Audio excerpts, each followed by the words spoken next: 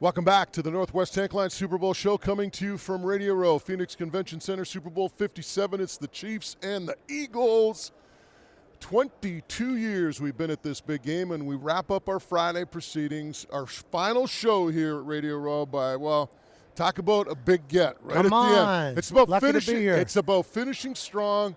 Pat McAfee from the Pat McAfee Show. How are you? Man, I'm just thrilled to have you here. This is a great way to end the week. Well, this is a great way for me to end the week as well. We've been here all week. We don't have 20-some years. We've only been here for like 3 or 4. But it's always a beautiful celebration of everything at sports media, everything that's the league. And you've obviously been incredibly kind the last couple of years. So I appreciate you having me on. I still got the jersey. Basement, you're telling me, right? No, studio. It's at the new office. It's made its way over to the new office. Oh, there you go. Look at that. I'm part of the Lions. You know, life is good. Life is good. How much fun did you guys – we talked to AJ for a bit, and he was gracious to give us some time as well.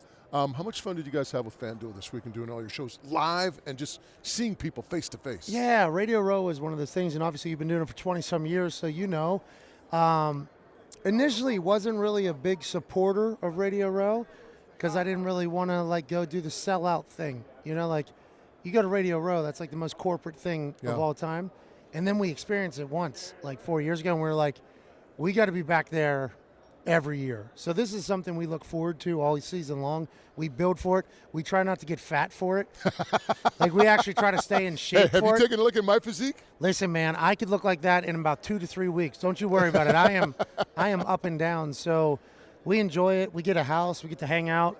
We get to have a good time. Pickleball has really taken a lot of time away from everything else this particular Super Bowl week because the house we're staying in has a pickleball court. So it's just like, it's a beautiful celebration of the year that was, and we're enjoying the hell out of it, man. You know, the cool thing is like, AJ was telling me all your shows, and you mentioned as well down Walking Down here, you only do 2-3 times a year, on 2 or 3 occasions, I should say, where you're face-to-face. Yeah. Right, and for you guys to be together and build that chemistry, because the chemistry you have on the show is amazing, and that's why it's so popular. Man. We got a cool group. I'm very lucky to have the group of dudes around me.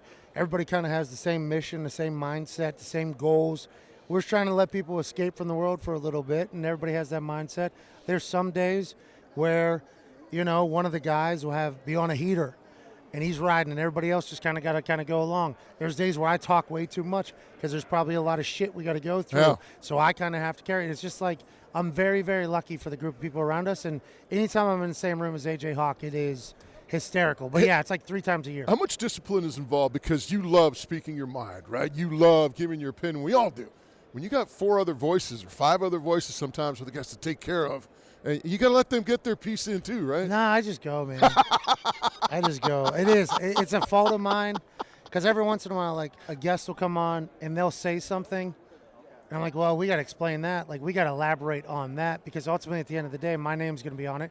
Like, I'm the one getting sued by Brett Favre, not everybody else. So I feel an obligation just kind of do it. But it's literally what we've been doing in like a living room or in a locker room. You know, I've always been a pretty chatty person. So normally in the groups that I'm in, I'm a pretty big part of the conversations that are taking place.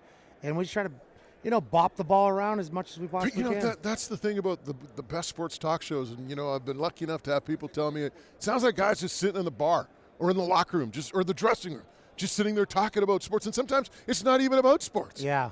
Right? Well, that's why I say we're the dumbest show ever. Because we don't have like pre-production meetings. We don't have like an A block. Like I did Game Day this year. Yeah. And I've done ESPN and TV before. And obviously I get to work with the WWE, who I freaking love.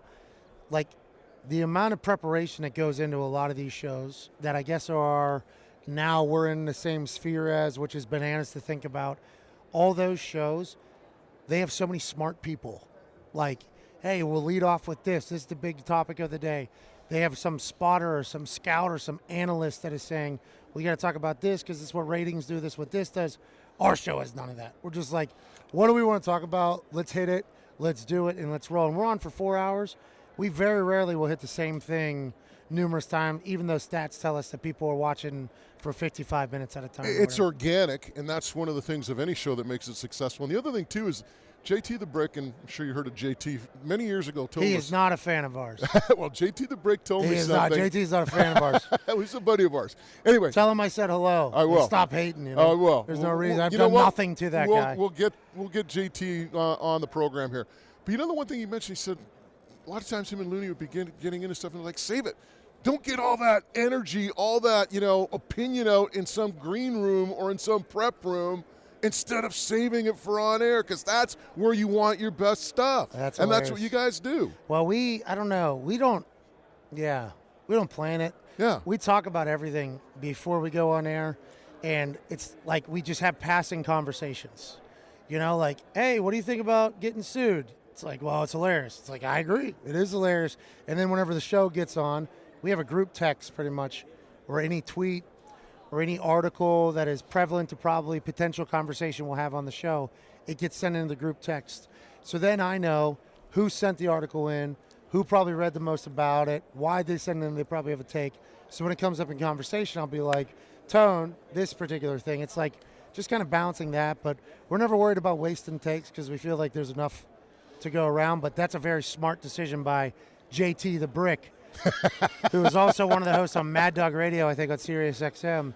He was not a part of the welcoming party whenever we went over there, I will say. You know what? I'll talk to JT. We'll see if we can work this out. Just let him know, like, hey, I assume he's done great. I have no idea who he is, but I do know he says nothing but negative things about us and did. Yeah. And there's no reason for that. Brick is a great name. I assume I like the Brick. You know what? We'll figure it out. We'll talk to JT. We'll get this all sorted. He's been around a long time, dude, a long time. He's like 24, 25 Super Bowls now. Unbelievable. Yeah. Incredible stamina, Yeah. which I'm impressed by. Hey, this week you interviewed so many great guests.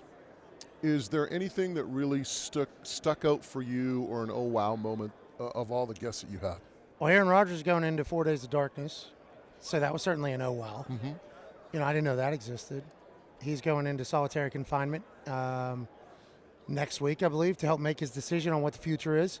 So that kind of came out of nowhere. That became a topic of discussion, obviously, a little bit. Sean Payton joined us to chit-chat about his whole hiring process with the Broncos and Russell Wilson and everything. That was cool. Brett Michaels, he stopped by. That was hilarious. Sean, I don't know, just everybody. I love talking to humans. Yeah. So I feel like I just try to enjoy it as much as possible. Stephen A. came by. Gabe Morency came by.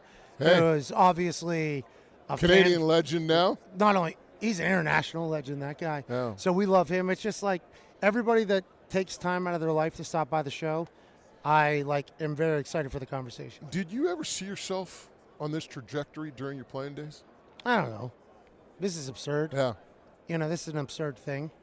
I'm just very much like a homebody. So I go to work, whichever job it is, and then I go home, and then I go to work, and then I go home, and then I go to work, and then I go home. And then every once in a while I'll be in like a public place, and all of a sudden I realize, like, oh, our show's much bigger now than it was a couple years ago because whoever is saying hello or hearing about it. So, I don't think anybody could ever expect this type of thing. Very lucky. A lot of things had to go our way for it.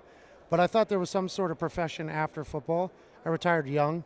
Yeah. I made a Pro Bowl, retired. I thought there was something I could do, but been very fortunate that it's gone the way it's gone, and I'm just trying to enjoy every moment of it. Hey, man, I got to say one thing. You're uber accommodating. You're backstage with, the Mexican media. I think you're going down to Mexico after the conversation. Yeah, I think you want to learn Spanish? Yeah, there's What crickets. are you going to eat, crickets They got something? cricket tacos, And you're going to God, or are you going to heaven after some sort of... Yeah, I got a ala brajeza. Yeah. It's this spirit animal they gifted to me.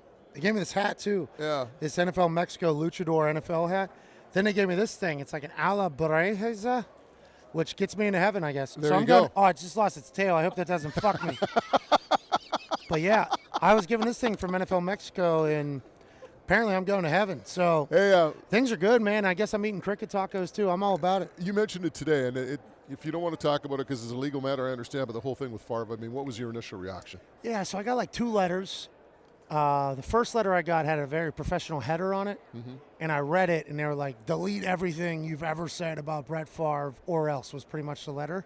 And I laughed. I actually laughed. I just thought it was somebody fucking with, I actually thought it was one of my friends, just messing with me. I'm like, okay. Then I get another one that was like, you have until Wednesday at 8:30 p.m. to apologize publicly, or we're going to take legal action. I laughed. I was like, this is one of my friends, upping the ante here. So then when the Daily Mail thing came out, that he was actually filing a lawsuit or whatever, it's wild. It's crazy. I guess this is what life is, Still laughing, right? Yeah, I'm really worried. I'm really worried. I don't know. I didn't think that would be the way that something like this would be handled, but I guess this is the way the world is. And this goes back to the point of, like, our show's big. Yeah. This is one of those things, I guess, that just comes alongside of it, and who knows how it ends up, but I'm pretty pumped to experience it. I'll tell you one thing. I'm pretty pumped to experience how it all goes. I think the one thing that, you talk to people about the reason they love this show, it's because what you talked about. It's organic. It's real. I talked to AJ. I said, tell me something about Pat McAfee I don't know. There's nothing. The Pat McAfee you see is the Pat McAfee you get. Like, whether it's now, whether it's playing pickleball, whatever, right? I mean, and that's pretty cool. And, like, I love that, and I told you that last year because the one thing I don't like what I call fraudulent people. Oh, you've seen them around. Yeah. They put the big front on when the camera's around, and as soon as, that 5-year-old kid comes by with no camera, just like blows him off or something, right? Yeah. I don't like those people. And, and talking to AJ, said, hey, the Pat McAfee you see is the Pat McAfee you get. Hey, a couple more minutes. I had like 20 death threats whenever I was junior in college. Yeah. Kind of humbled me pretty quick, People that I thought were my friends weren't really my friends. So you kind of hit like a humbling moment, and it was at that moment I'm like, all right, I'm just going to be me. Would you miss a field goal or something? 2 of them, yeah. They're bad. I should have made them too. Okay. They're bad. Bad kicks. Hey, bad kicks. The game itself, I know when you get to this stage, you don't root for teams, you root for people, right? Anybody in this game that you're rooting for that you have a relationship with or anything to cross paths with? I think it's interesting because I think, like, whenever you think about Coach Sirianni, who was with the Colts, he's come on the show. We have an impersonator of Sirianni on the show, and he's been cool with it. His coaching staff's been cool with it. Like, we're very grateful for how nice he's been and the type of person he is and the team that he's built. And I think we have a couple relationships within the Philadelphia Eagles. Travis Kelce's been on our show a bunch. Yeah. He is like a guy I could text, which is very cool. I still find that very cool because how good he is at football and how cool of a person he is.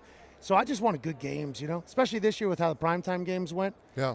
There was a lot of dog trash football in primetime games. Awful. So, like, I'm very happy that Patrick Mahomes and Sirianni and Jalen Hurts are in the biggest game. 140 million people will be watching. I think they got it right. And I'm just pulling for a good game because I love the sport. Pat, this is awesome. Honorary BC Lion. Glad to know that jersey's hanging down. Still around. And by the way, Steph Flintoff, our punter. What did you say before I let you go? You said something last year about the CFL punting and single points or something. Yeah, need it. Yeah. It's the greatest thing of all time. Okay. I didn't know the punters could score.